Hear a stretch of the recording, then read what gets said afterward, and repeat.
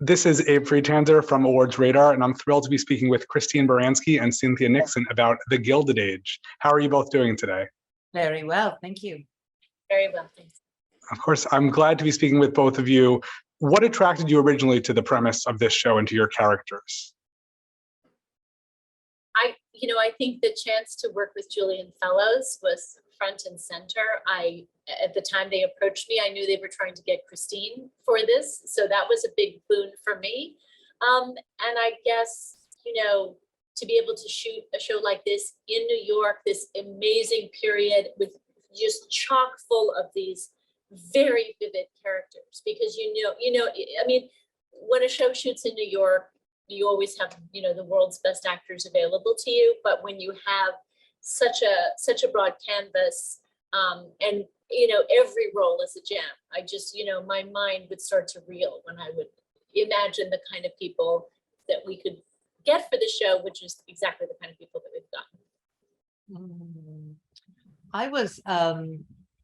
I'd heard years ago that Julian was considering doing some kind of American version of Downton, and I always envied those English actors on that show for so many reasons, none the least of which is a chance to be, enter another historical period, one that was very rich, the Edwardian age. So when I heard it was going to be the Gilded Age that he was writing about, I particularly, in addition to working with Julian, I had always wanted to do something period on film, because my television and film work was always contemporary settings.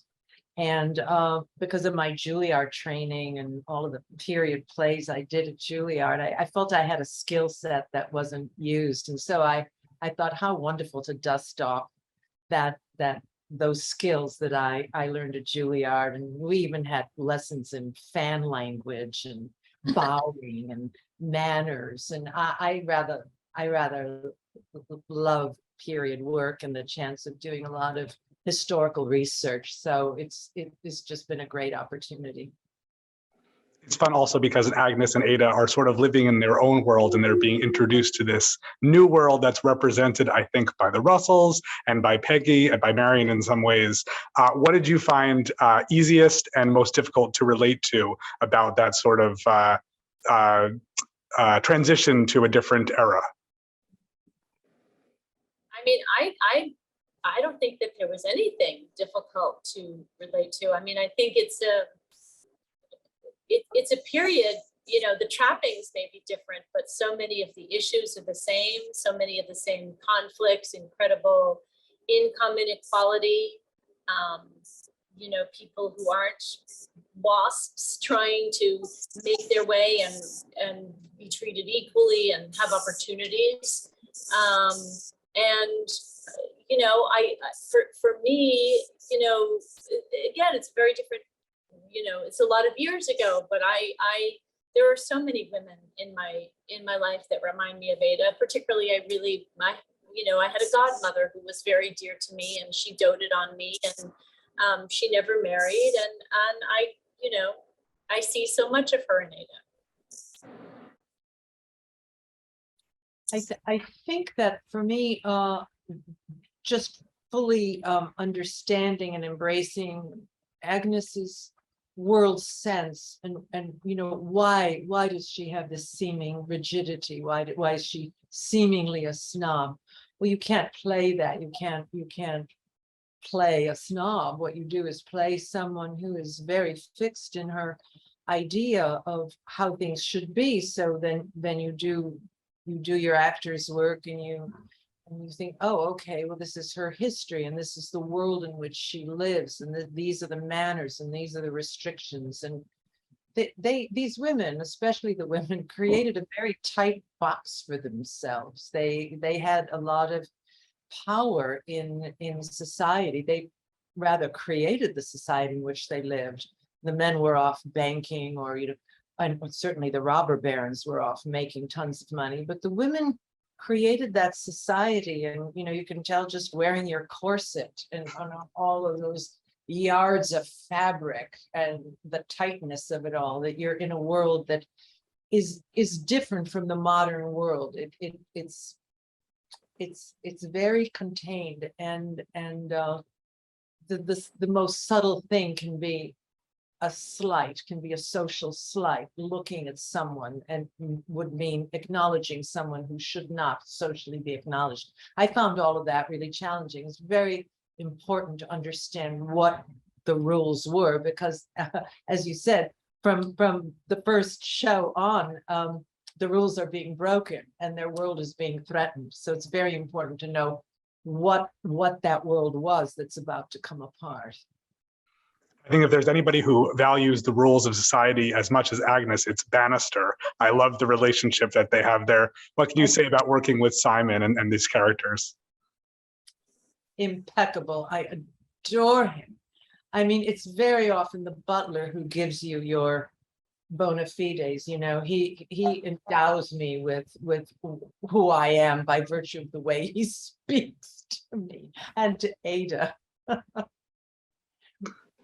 Yeah, no, he's definitely a lot of fun. I also really, I liked for Ada, the episode where we got to meet Bill Irwin's character and just see that she had the suitor and somebody, and it sort of looked like a peek into a different life that obviously didn't work out. But what can you say about that episode and that arc?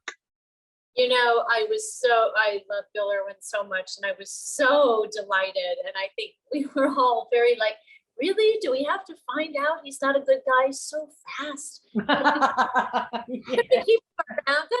Couldn't he string us along for a few episodes? Maybe Agnes wasn't quite so sharp, because we were very reluctant to say We goodbye. didn't want to lose Bill Irwin. Well, it's such a tremendous cast. And I think seeing what Danae and Louisa are doing, they're just such promising young actresses. Were you familiar with any of their work before this? I mean, I was familiar with Danae because of the Comet of 1812, and I think the year that I won for The Little Foxes, I met her at one of those many Tony events. And Louisa, I did not know her work, but I am so enamored of her, and I just don't think she could be better in the part. There's one question I'd like to ask, which could not be truer for this show, which is, it's such a huge ensemble. Who would you love to have the opportunity to work with that just hasn't happened yet based on your character arcs? Oh, Christine, who would you pick? You know, I'm right now on The Good Fight working with John Slattery. And I said, oh, you're going to be on the show. You're coming on. You know, I have an eye for men, and I just want all the great character actors. Benjamin Hickey. I mean, there are so many great actors. Let's get Simon Russell Beale to be, you know, one of the butlers. Okay, so you mean that people who are not on the show, or somebody who's on the show but we don't cross paths? I meant someone who's on the show, but I like that answer. That's a great. Oh, you mean who's already on the show? We'll do both. That's great. It's a fantastic answer. All right, Cynthia, you can do the other one. You can do. Right. I mean, I would have to say some of the folks downstairs in the Russell house. Celia Keenan Bolger. I don't know when she and I are ever going to have a scene together, but I really want one. Yes.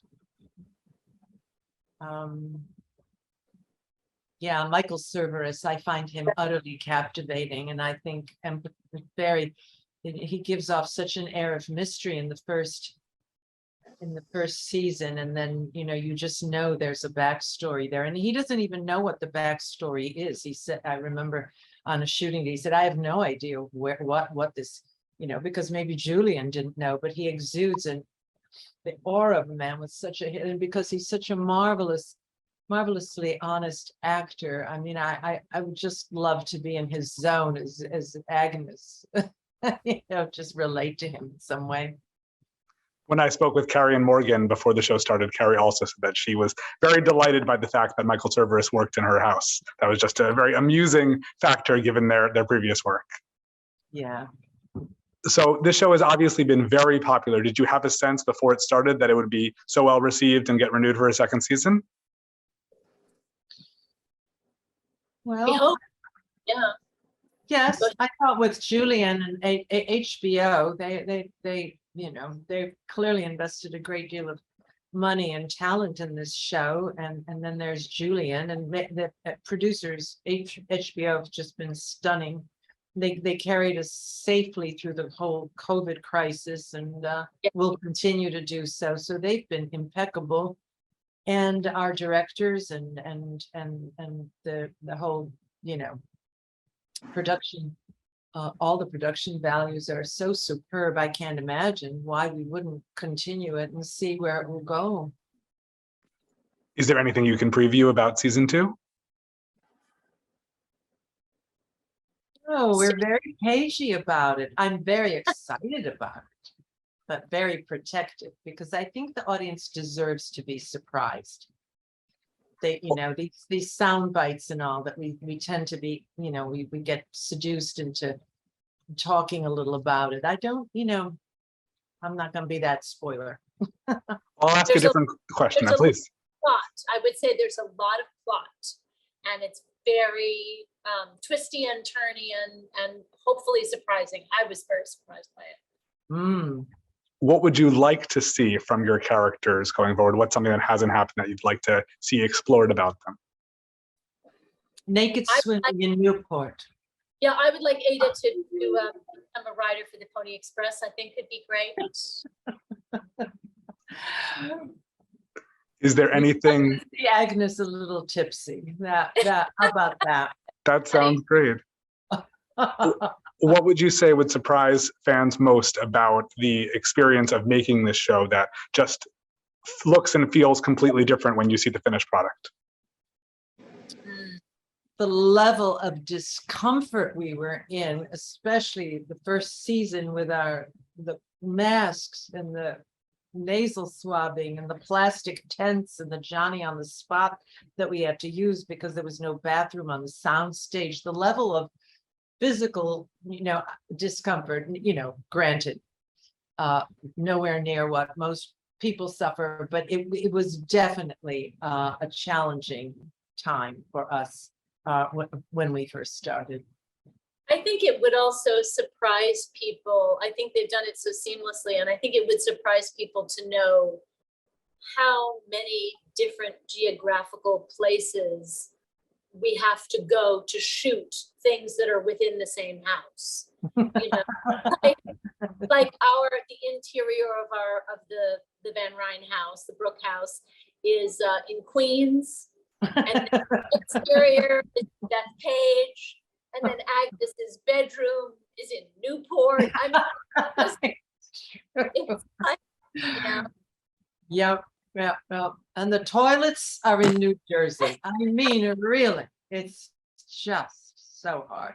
But I think it's so wonderful. Like, you know, we had the big scene at the end of the last season that took place in the Russells ballroom, you know, this amazing ballroom. And that's a real place. That's a real place in Newport. Whereas most of the Russells house happens on a soundstage on Long Island. And Bob Shaw, who's our incredible production designer, he really took that real life ballroom at the Breakers in Newport, and he sort of constructed what the Russells house would look like based on that real place that he knew we would shoot the ballroom. And so when Carrie Coon or whoever passes from one room into another, which are in totally different states, it feels so seamless because of the incredible attention to detail and to make, I think it's very hard to tell what's a set and what's a real historic. Oh, indeed. God. Yeah. Absolutely. Well, it's very impressive, a very seamless experience. Thank you both for taking some time to speak with me today. And I can't wait for season 2. Thank you. Thank you.